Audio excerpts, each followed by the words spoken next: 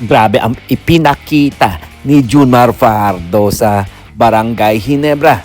Unstoppable talaga mga parkoy. Well, sabihin na natin unstoppable talaga si Junmar Fajardo, pero ipinakita naman ni Coach Tim Cone kung gaano siya katalino at kahenyo kung paano niya gamitin ang kanyang mga tao. Well, ginamit nga ba ng Barangay Ginebra ang kanilang triangle offense? Well, kung sa nakikita natin mga parkoy, halo ang ginawa ni Coach Tim Cone sa laban ng San Miguel Beerman. Well, hindi naman natin nakita masyado ang triangle offense. Siguro natauhan na rin to si Coach Tim Cone dahil nga sa ginawa ng SMB sa kanila nung nakaraang season. Well, tinambakan nga sila at hindi man lang nananalo ang Barangay Ginebra sa kanila. Or hindi ba talaga ang handa ang Barangay Ginebra?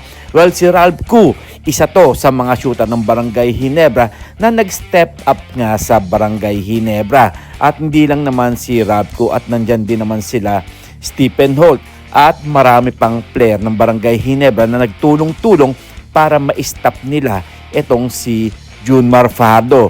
Well, nakakatuwa lang dahil nakauna na ang Barangay Ginebra sa SMB. Well, kung kayo ang tatanungin mga parkoy, sino-sino kaya sa Barangay Ginebra na talagang umiscore at nakaambag sa kanilang laban sa SMB?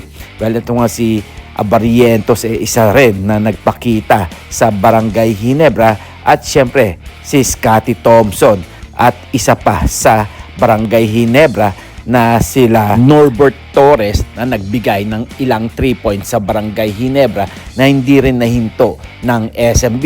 Siyempre sila Troy Rosario, isa na dyan si RJ Abarrientos. Well, mga parkoy, ano ang ginawang adjustment ng Barangay Ginebra? Dahil di nga nila nagamit masyado ang triangle offense, di kaya pinaghalo-halo ni Coach Tim Cone ang kanyang mga game sa laban ng SMB. Well, kung ako tatanungin mga parkoy, siguro natuto na rin tong si Coach Tim Cone kung bakit niya ginawa ang halong strategies. Well, mahirap talagang ihinto ang SMB pagdating sa mga semifinals or sa finals. Well, kayo, ano ang inyong masasabi dito mga parkoy? Bakit natalo ng Barangay Ginebra ang SMB? Nagtulong-tulong ba sila or nag-adjust sa strategies ni Coach Tim Cone para mapatumba ang powerhouse na San Miguel Beerman?